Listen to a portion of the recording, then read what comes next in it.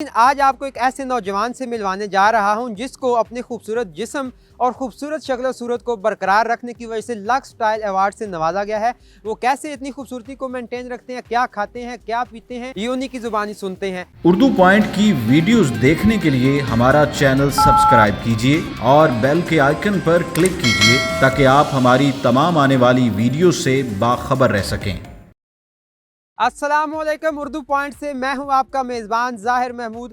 नाजरीन, आज आपको एक ऐसे नौजवान से मिलवाने जा रहा हूं जिसको अपने खूबसूरत जिस्म और खूबसूरत शक्ल सूरत को बरकरार रखने की वजह से लक्स स्टाइल अवार्ड से नवाजा गया है। वो कैसे इतनी खूबसूरती को मेंटेन रखते हैं, क्या खाते हैं, क्या पीते हैं, अपने चेहरे से एक्नी को कैसे रिमूव करते हैं, अपनी बालों की सेहत का ख्याल कैसे रखते हैं और अपने आप को अट्रैक्टिव बनाने के लिए क्या कुछ करते हैं, ये उन्हीं की जुबानी सुनते हैं। आइए हमारे साथ। अस्सलाम वालेकुम, कैसे हैं जी आप? खैरियत से हैं? ये आप इतने सादा से लिबास में तैयार होके कहाँ जा रहे हैं? मुझे लगता है आप थोड़ा सा लेट हो गए। मैं जिम जा रहा था, मेरा वर्कआउट का टाइम हो रहा है, तो मुझे लगता है आपको मुझे ज्वाइन करना चाहिए। जरूर, गुफ्तगू भी हो जाएगी और मेरा वर्कआउट भी हो जाएगा। चलिए जिम चलते हैं जी।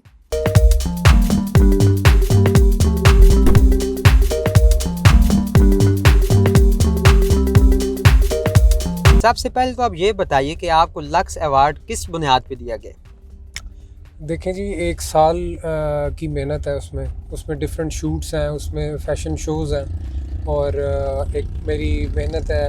मैंने अपने वर्कआउट के ऊपर मैंने अपना टाइम इन्वेस्ट किया है अपने आप को, बॉडी को शेप इन रखने के लिए। तो लुक्स तो अल्लाह ताला की तरफ से मैं तो अपने माँ बाप का शुक्र अदा करता हूँ कि उनकी वजह से मुझे एक बेहतर शक्ल और एक अच्छा एक नेचुरली फ्रेम अच्छा मिल गया। मुझे उस पर इतनी मेहनत नहीं करनी पड़ी। आप अपने चेहरे को इतना खूबसूरत और फ्रेश और तरोताज़ा कैसे रखते हैं? क्या चीज़ इस्तेमाल करते हैं आखिरकार आप? जी, इसका आपको मैं एक बहुत एक आसान नुस्खा जिसे कहते हैं वो बताता हूँ कि आप जितना हो सकता है पानी पिएं। अच्छा, आपको बचपन में ये बात अपनी माँ बाप से सुन के बड़ी आपको गुस्सा आता है कि जब पेरेंट्स कहते हैं कुछ भी होता है तो वो कहते हैं पानी पियो, मगर ये बिल्कुल ठीक बात है। आप जितना पानी पीते हैं उससे आपकी स्किन उतनी नेचुरल हो जाती है और उतनी वो अच्छी हो जाती है स्किन। कोई दवाई, कोई ट्रीटमेंट, कहते हैं कि कुछ लोग इंजेक्शंस लगवाते हैं अपनी एक्नी रिमूव करने के लिए, ऐसा वैसा आप कुछ नहीं इस्तेमाल करते? देखें, यंग एज में आपको इन चीज़ों की ज़रूरत नहीं पड़ती। मुझे लगता है आप केयर करते हैं ना जब अपनी, तो आपको फिर इस तरफ जाना नहीं चाहिए। देर से आपको मिलती है एक चीज़, लेकिन आपको इन दी एंड वो चीज़ अचीव हो जाती है। तो मेरा इस तरफ तो नहीं है कि मैं इंजेक्शंस की तरफ जाऊं या इस तरह की ट्रीटमेंट की तरफ जाऊं। मैं अपनी स्किन का एक बाकायदा मैं अपना रूटीन चेकअप करवाता हूं, लेकिन मैंने इसको यूटिलाइज उस तरह से नहीं किया। इतनी माशाल्लाह हसीन जुल्फ़ें हैं, स्याह रात की तरह घनी और काली, तो इनका क्या राज है?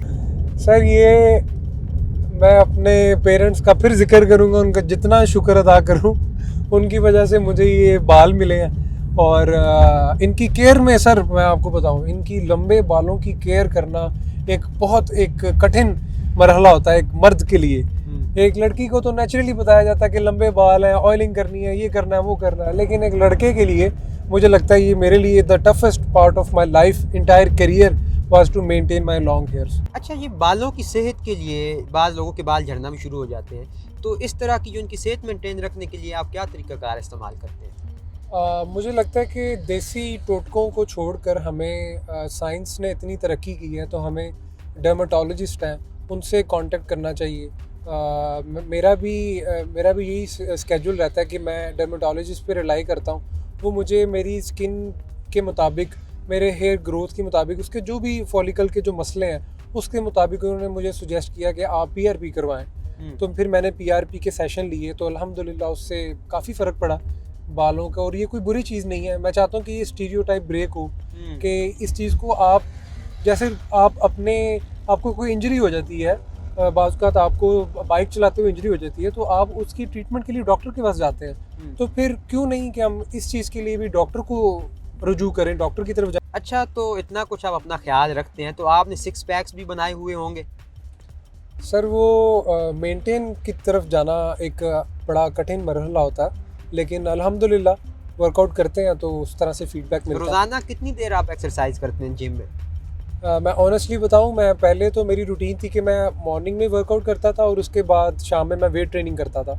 मॉर्निंग में मेरी जॉगिंग होती थी और शाम में वेट ट्रेनिंग होती थी। लेकिन अभी थोड़ा सा कोरोना की वजह से थोड़ा सा इंसान लेज़ी हो जाता है, तो वो मैंने मॉर्निंग का स्किप कर दिया और मैं शाम के टाइम बस वेट ट्रेनिंग करता हूँ to just maintain my myself, आप इतने खूबसूरत हैं, हसीन हैं, दिलकश हैं, दिल जो हैं, तो लड़कियां तो आप पे मरती होंगी। सर अभी तक तो कोई नहीं मरी, अच्छा। जो ही कोई खबर आती है तो मैं ज़रूर आपको रिपोर्ट करूँगा।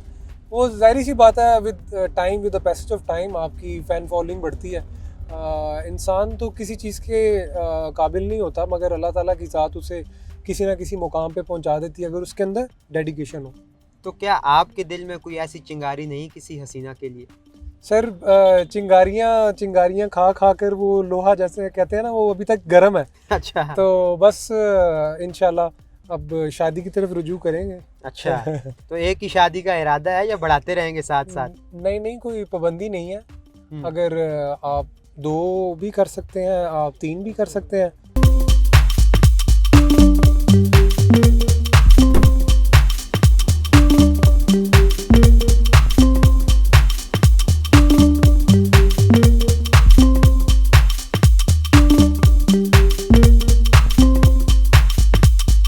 जी, तो नाजरीन, इस वक्त हम मौजूद हैं सचल भाई के घर में और आप देख सकते हैं कि उनका जो लक्स स्टाइल अवार्ड है वो भी हमारे साथ पड़ा हुआ है। और इस सेगमेंट में हम जानेंगे सचल भाई से बात करके कि उन्होंने अपनी एजुकेशन कहाँ से कंप्लीट की है, उनके फ्यूचर एंडीवर्स के हवाले से क्या प्लान्स हैं।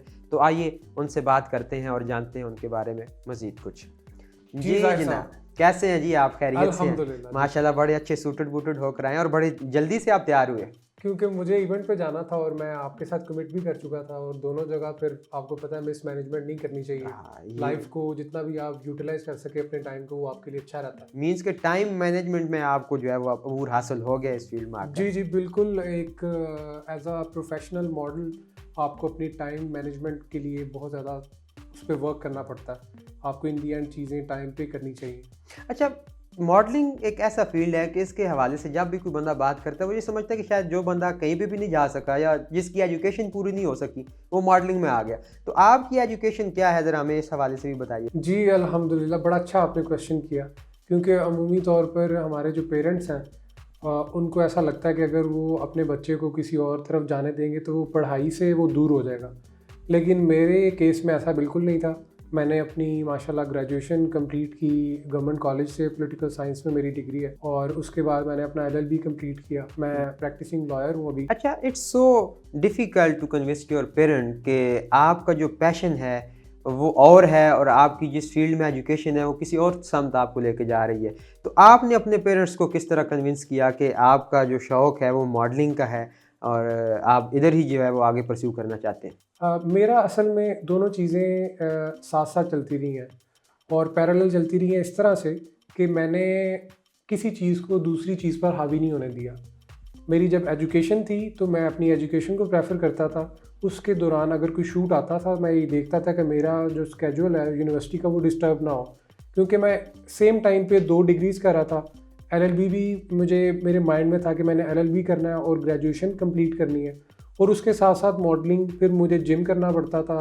हॉस्टल लाइफ में आपको पता है डाइट मैनेजमेंट थोड़ा सा डिफ़िकल्ट होता है, लेकिन इन दी एंड आप अगर 100 का टारगेट रखते हैं तो आप करीब 70 तक भी पहुंच जाएं तो वो आपकी बहुत अच्छी एक अचीवमेंट होती है। अच्छा, अपने कुछ फ्यूचर एंडीवर्स के हवाले से बताइएगा कि आप किस फील्ड में आगे मूव करना चाहते हैं? एक्टिंग में जाना चाह रहे हैं, ड्रामा इंडस्ट्री में जाना चाह रहे हैं या फिल्म इंडस्ट्री में जाना चाह रहे हैं? मुझे तो अभी, मैं तो ये चाहता हूँ कि मैं अभी मॉडलिंग को कंटिन्यू करूँ, 1 साल और कंटिन्यू करूँ, और अपने मतलब कि जो एक्टिंग की जो फील्ड है वो मैंने पहले भी एक प्रोजेक्ट किया था, लेकिन इंशाल्लाह एक पाइपलाइन पे एक बहुत अच्छा एक नया प्रोजेक्ट है। वो बड़ा हमारे सबके लिए एक बड़ा अच्छा प्रोजेक्ट रहेगा, क्योंकि उस तरह की चीज़ मुझे लगता है पाकिस्तान में अभी तक किसी ने नहीं सर अंजाम दी। मैं उस पर ख़ुद भी वर्क कर रहा हूँ, तो इंशाल्लाह वो एक अच्छी फीडबैक भी आएगी पब्लिक की तरफ से भी। माशाल्लाह, आपने इतनी यंग एज में लक्स स्टाइल अवार्ड विन किया, बहुत बड़ी बात है। हम भी अरसा दराज से देखते आ रहे हैं कि हर साल जो लक्स स्टाइल अवार्ड्स मिलते हैं लोगों को, उनकी पूरी ज़िंदगी की मेहनत होती है। तो आपने इतनी जल्दी और इतनी शानदार कामयाबी इस उम्र में कैसे हासिल की? ज़रा इस सफ़र के बारे में भी कुछ बताइएगा। मैंने कुछ सोचा नहीं था कि मैं इतना कुछ अचीव कर लूँगा, क्योंकि हमारे मतलब कि मैं गुजरांवाला से बिलोंग करता हूँ और गुजरांवाला से आने वाले लड़के के अंदर इतनी अवेयरनेस अबाउट फैशन फील्ड नहीं हो सकती, क्योंकि एक तो बड़ी जो सिटीज़ हैं वहाँ पे इसका काम ज़्यादा होता है, फैशन रिलेटेड काम होता है, शूट्स होते हैं, फैशन शोज़ होते हैं।